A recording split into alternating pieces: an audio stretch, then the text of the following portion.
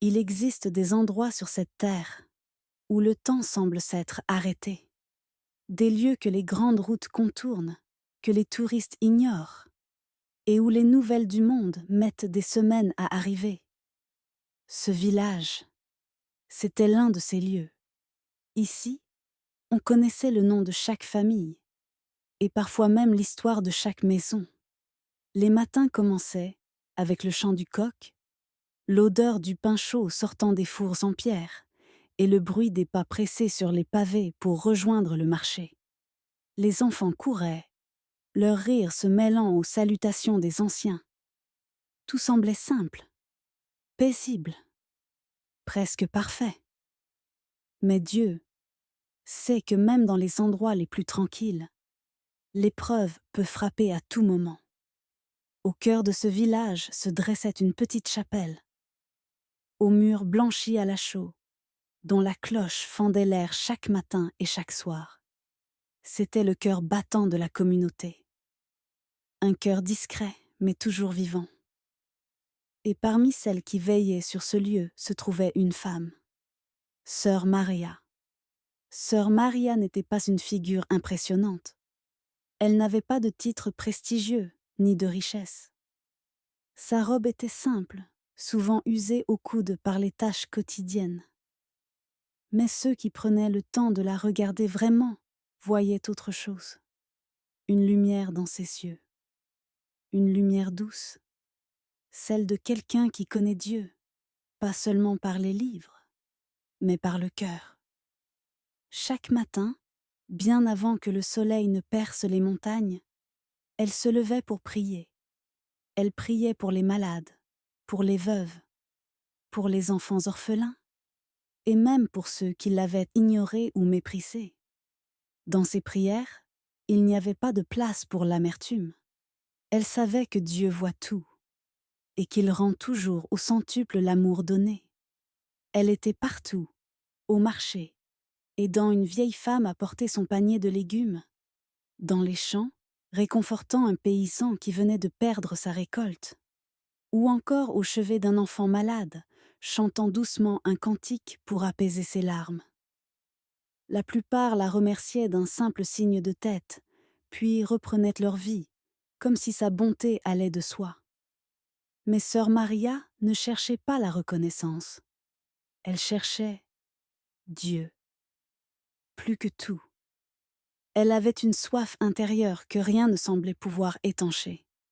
Seigneur, parle-moi, montre-moi tes voies, révèle-moi tes mystères. Et parfois, seule dans la chapelle, elle restait des heures à genoux, sans dire un mot. Juste là, dans le silence, comme un enfant qui attend la voix de son père. Et Dieu voyait cela, car il voit toujours. Il voit ce que les autres ne remarquent pas. Il connaît ceux qui l'attendent dans le secret. Il entend les soupirs que personne d'autre n'entend. Et il savait que cette femme humble et ignorée allait bientôt recevoir un message. Un message qui changerait le cours de l'histoire de ce village et prouverait à tous que Dieu parle encore aujourd'hui. Mais avant que ce jour arrive, personne ne se doutait de rien. La nuit était tombée sur le village. Les ruelles, habituellement bruyantes, n'étaient plus que des couloirs de silence. Quelques lampes à huile tremblaient derrière les fenêtres. Le vent, léger mais froid, s'infiltrait entre les maisons et faisait craquer les volets. Dans la petite chapelle, les bougies brûlaient, éclairant faiblement les bancs de bois. L'air sentait l'encens, comme un parfum qui semblait avoir imprégné chaque pierre depuis des siècles. C'est ici que sœur Maria se tenait, seule, à genoux, les mains serrées sur son chapelet. Ce soir-là, sa prière était particulière. Elle ne demandait rien pour elle-même. Elle priait pour le village tout entier. Elle murmurait le nom des familles, les enfants, les vieillards.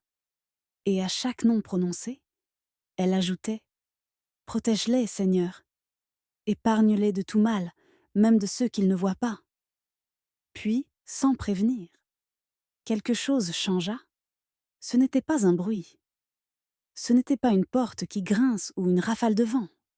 C'était une présence, douce mais puissante. Comme si l'air autour d'elle s'était épaissi, saturé d'une lumière invisible. Son cœur se mit à battre plus vite. Ses mains tremblèrent. Et c'est alors qu'elle le vit. D'abord, ce fut une lumière. Pas celle d'une bougie, pas même celle du soleil. Une lumière pure, comme si chaque rayon portait un morceau de paix, mais aussi d'urgence. Elle ne venait pas du plafond, ni des fenêtres. Elle semblait naître de nulle part, et partout à la fois. Et dans cette lumière, une image se forma. Le vieux pont du village. Celui que tout le monde traversait chaque jour. Elle voyait des femmes avec leurs paniers, des enfants qui couraient, des hommes qui riaient en portant leurs marchandises. Mais soudain, tout changea. Une secousse, un craquement sec. Les planches se fissurèrent. Le bois céda sous les pieds des passants. Les cris remplacèrent les rires. Les visages, tordus par la panique, se tournèrent vers elle. Comme si, dans cette vision, ils savaient qu'elle les regardait. Puis, l'eau monta, emportant tout. Sœur Maria voulut fermer les yeux, mais elle ne le put pas. Comme si Dieu lui-même voulait qu'elle voie chaque détail. Et alors qu'elle retenait son souffle, une voix se fit entendre. Ce n'était pas une voix humaine. Ce n'était pas un murmure. Ce n'était pas un cri. C'était une parole qui traversait son âme. Une voix qui semblait venir à la fois de l'extérieur et de l'intérieur. Elle disait seulement « Avertis-les ». 2 mots. Simples, mais lourds comme un ciel d'orage. Et tout s'éteignit. La lumière disparut. La chapelle retrouva son silence. Les bougies brûlaient encore. Les bancs n'avaient pas bougé. Mais rien, absolument rien, n'était plus pareil pour sœur Maria. Elle resta immobile, les mains crispées sur son chapelet. Son souffle était court, ses yeux encore humides. Dans son cœur, 2 sentiments se mêlaient, la crainte et une étrange paix. La crainte parce que ce qu'elle avait vu était grave, et la paix parce que cette voix ne venait pas d'elle. Elle venait de plus haut. Elle se souvenait de ces passages de la Bible où Dieu avertissait ses serviteurs à travers des songes et des visions. Elle pensa à Joseph en Égypte, à Daniel en Babylonie, à Paul sur le chemin de Damas. Et une vérité s'imposa à elle. Dieu parle encore. Pas seulement dans les Écritures, pas seulement aux prophètes anciens, mais aujourd'hui, ici, dans ce petit village perdu. Elle savait que beaucoup ne la croiraient pas. Mais pouvait-elle garder pour elle un message qui venait du ciel? Et si ce qu'elle avait vu arrivait vraiment? Comment pourrait-elle se taire? Alors, elle prit une profonde inspiration. Et dans son cœur, elle dit à Dieu, « Seigneur, si c'est toi qui m'as parlé, alors donne-moi le courage d'obéir, même si je dois être seule à le faire. » Dans le silence, elle crut entendre un écho, comme un souffle léger, une approbation invisible. Elle ne savait pas encore ce que cela lui coûterait, mais elle venait de dire oui. Le matin suivant, sœur Maria se leva avec le cœur lourd, mais déterminée. Elle savait que le message qu'elle avait reçu ne pouvait pas rester enfermé dans ses prières. Quand Dieu parle, c'est pour agir. Et quand il montre un danger, c'est pour l'éviter. Elle prit son manteau et se dirigea vers la mairie. Le maire, un homme d'une 50aine d'années, était respecté de tous. C'était un homme pratique, habitué à régler les problèmes concrets. Récolte, route, taxes. Maria entra dans son bureau, baissa les yeux un instant, puis raconta tout. Elle parla de la lumière, de la vision du pont, de la voix qui lui avait dit « Avertis-les ». Le maire l'écouta poliment. Mais à mesure qu'elle parlait, un sourire discret apparut sur son visage. Un sourire de celui qui ne veut pas blesser, mais qui ne croit pas. Lorsqu'elle eut terminé, il posa ses mains sur la table et dit doucement : « Ma sœur, je sais que vous êtes sincère. Mais les rêves sont trompeurs. Ce pont est vieux, certes, mais il a résisté à des pluies bien pires que celles de cette année. Ne vous inquiétez pas. Et surtout, ne créez pas de panique inutile. » Maria sentit son cœur se serrer. Elle remercia le maire et sortit. Mais au fond d'elle, une petite voix lui disait : « Ce n'est pas fini. » Elle décida alors d'aller voir le curé.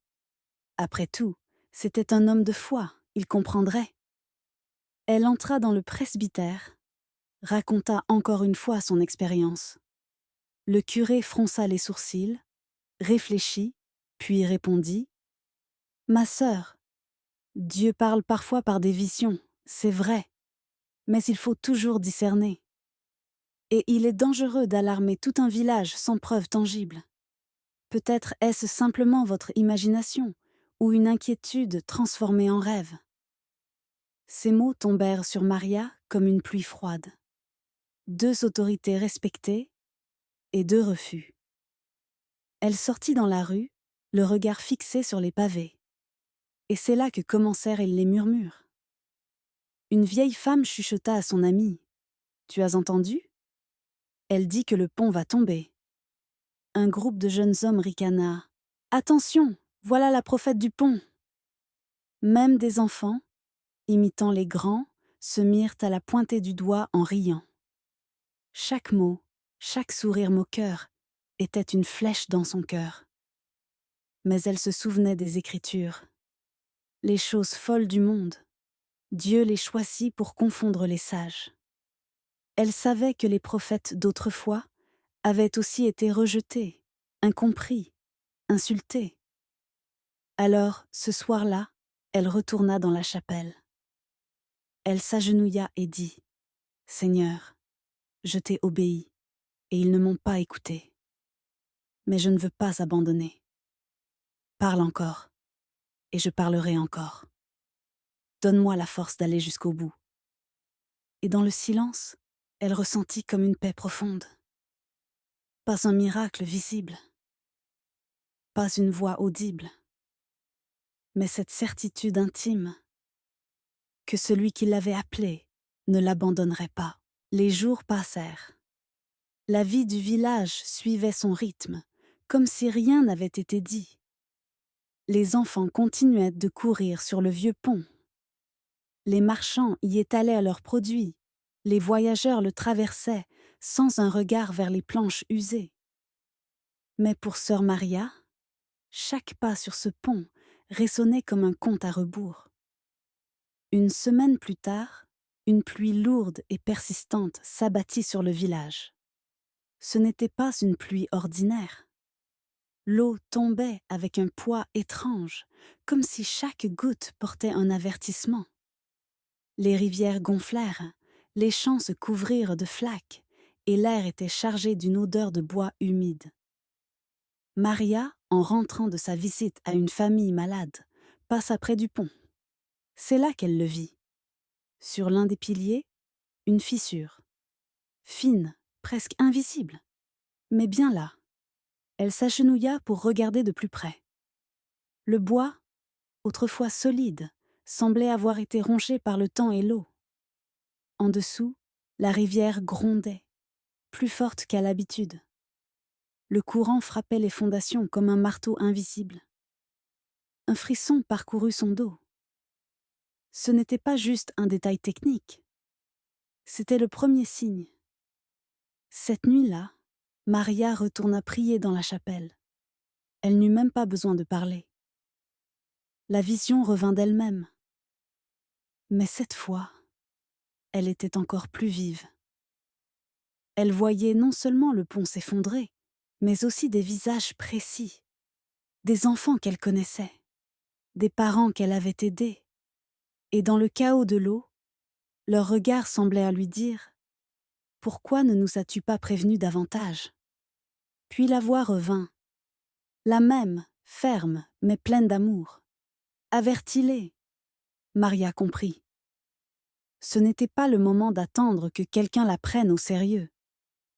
C'était le moment d'agir, que les gens croient ou non. Elle se leva dès l'aube, et ce jour-là, elle fit ce que peu auraient osé. Elle frappa à chaque porte. « Si la pluie revient, ne traversez pas le pont.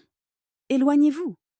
Prévenez vos enfants. » Certains, touchés par son insistance, promirent d'écouter. D'autres secouèrent la tête, gênés. « Ma sœur, vous vous inquiétez pour rien. » Et quelques-uns lui claquèrent la porte au nez. Mais Maria savait qu'obéir à Dieu, ce n'est pas attendre l'approbation des hommes. C'est parler, même si les oreilles refusent d'entendre. Car un avertissement donné avec amour est déjà une preuve de l'amour de Dieu. Le matin du marché arriva. C'était un de ces jours où le village tout entier semblait en mouvement. Les ruelles étaient pleines de pas pressés, de paniers remplis de légumes frais, de rires d'enfants courant entre les étals. L'air sentait le pain chaud et la terre mouillée des récoltes récentes. Au centre de cette animation, le vieux pont. Solide en apparence, mais que Maria voyait désormais comme une menace silencieuse. Le ciel, ce matin-là, avait une couleur étrange. Ni clair, ni complètement couvert. Un gris lourd, comme si les nuages hésitaient à libérer leur pluie. Mais la promesse de l'orage était dans l'air. Maria, en sortant de la chapelle, sentit son cœur s'accélérer. Elle savait. Quelque chose, au fond d'elle, lui disait « C'est aujourd'hui ». Elle se mit à marcher rapidement vers le pont. À mesure qu'elle approchait, elle voyait la foule.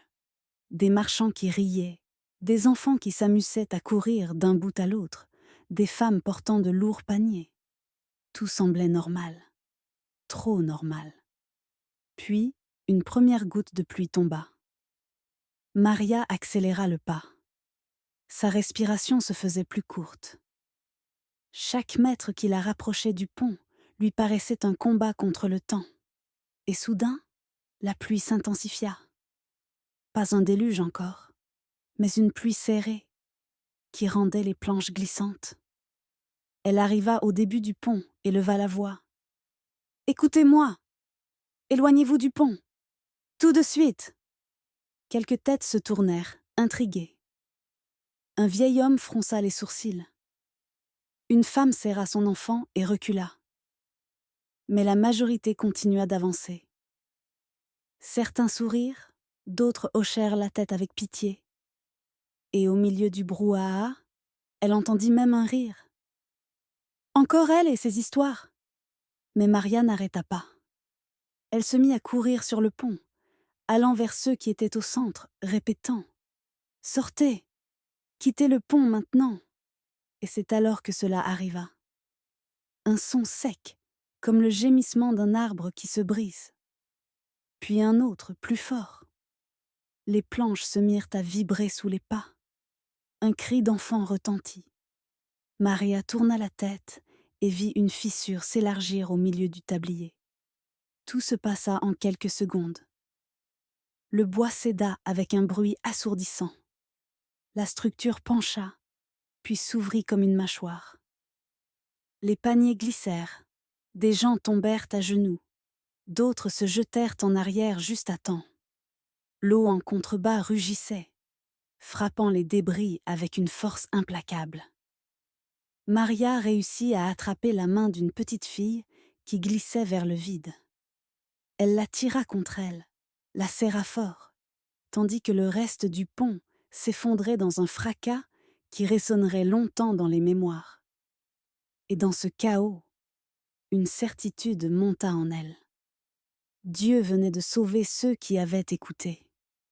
Ce jour-là, il n'y eut pas de triomphe dans le cœur de Maria, pas de fierté d'avoir eu raison, seulement des larmes et une prière silencieuse pour ceux qui n'avaient de pas cru.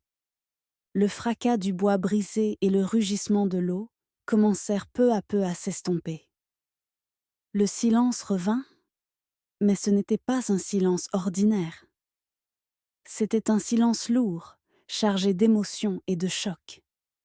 Sur la berge, ceux qui avaient eu le temps de quitter le pont se tenaient debout, tremblants, leurs yeux fixés sur ce qui n'était plus qu'un amas de débris flottants. Des enfants pleuraient dans les bras de leur mère. Des hommes restaient immobiles, respirant fort, réalisant qu'ils avaient enfrôlé la mort. Et au milieu de ces visages bouleversés, il y avait Maria, encore essoufflée, tenant la petite fille qu'elle avait sauvée, incapable de la lâcher.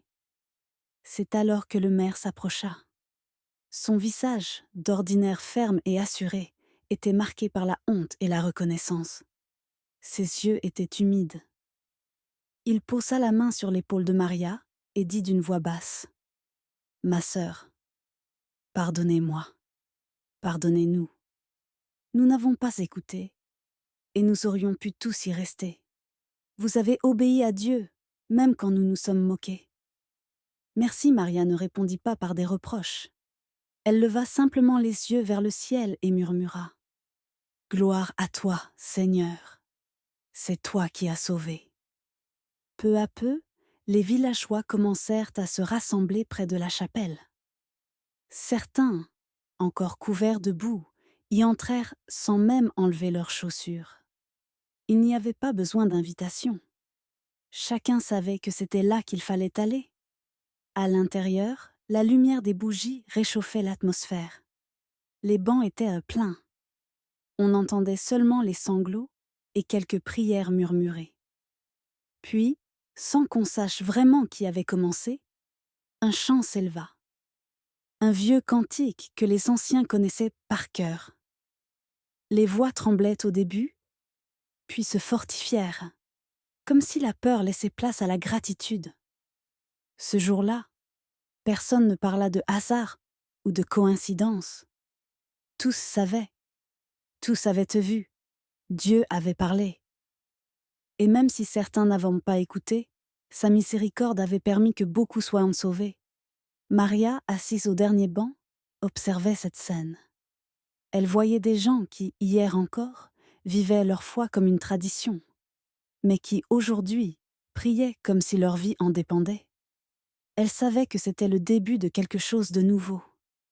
Peut-être qu'ils oublieraient avec le temps, mais ce moment resterait gravé dans leur âme. Car il y a des jours où Dieu secoue nos certitudes, des jours où il nous montre, sans l'ombre d'un doute, qu'il veille, qu'il parle et qu'il sauve. Et ce jour-là, le village entier en fut témoin. Le lendemain du drame, le soleil se leva sur un village différent. Les oiseaux chantaient comme d'habitude, les enfants jouaient de nouveau dans les ruelles. Mais quelque chose avait changé. Dans les regards, il y avait comme une lumière nouvelle, celle de ceux qui savent qu'ils ont été épargnés. Sœur Maria, debout sur le parvis de la chapelle, regardait les gens passer. Certains s'arrêtaient pour la saluer avec respect. D'autres baissaient les yeux, encore gênés de ne pas avoir cru. Elle n'en voulait à personne. Dans son cœur, il n'y avait ni amertume ni vengeance. Seulement la gratitude d'avoir pu obéir à Dieu au moment décisif. Ce soir-là, elle rassembla le village. Devant la chapelle, les bancs avaient été déplacés pour que tous puissent entendre. Les plus jeunes étaient assis par terre, les anciens appuyés sur leurs cannes. Maria prit une inspiration, regarda la foule et dit simplement : « Quand Dieu met quelque chose sur votre cœur, n'attendez pas que les autres comprennent. Obéissez. Il voit ce que nous ne voyons pas. Il connaît les dangers que nous ignorons. Et surtout, il nous aime trop pour nous laisser marcher aveuglément vers le malheur. Parfois, sa voix vous semblera étrange. Elle vous demandera peut-être de faire ce qui paraît insensé. Vous serez incompris. Vous serez peut-être rejeté. Mais souvenez-vous, C'est mieux d'obéir à Dieu et de sauver une vie, que de plaire aux hommes et de se taire. Elle marqua une pause, balaya du regard chaque visage, puis ajouta : « Je ne suis pas plus courageuse que vous. Je ne suis pas plus spirituelle. Je suis simplement quelqu'un qui a décidé de croire que Dieu parle encore aujourd'hui. » Dans le silence qui suivit, on entendait seulement le souffle du vent dans les arbres. Et chacun, au fond de son cœur, savait qu'elle disait vrai. Aujourd'hui, cette histoire traverse le temps pour arriver jusqu'à nous. Peut-être que toi qui écoutes, Dieu t'a déjà parlé. Peut-être qu'il t'a montré quelque chose, mis un avertissement sur ton cœur. Et tu te dis, c'est peut-être juste moi, c'est peut-être rien, mais si c'était lui, et si ce que tu ignores aujourd'hui pouvait sauver quelqu'un demain? Dieu ne parle pas pour rien. Il parle parce qu'il t'aime, parce qu'il aime aussi ceux qui sont autour de toi. Et parce que parfois, il choisit des gens simples, dans des lieux oubliés, pour accomplir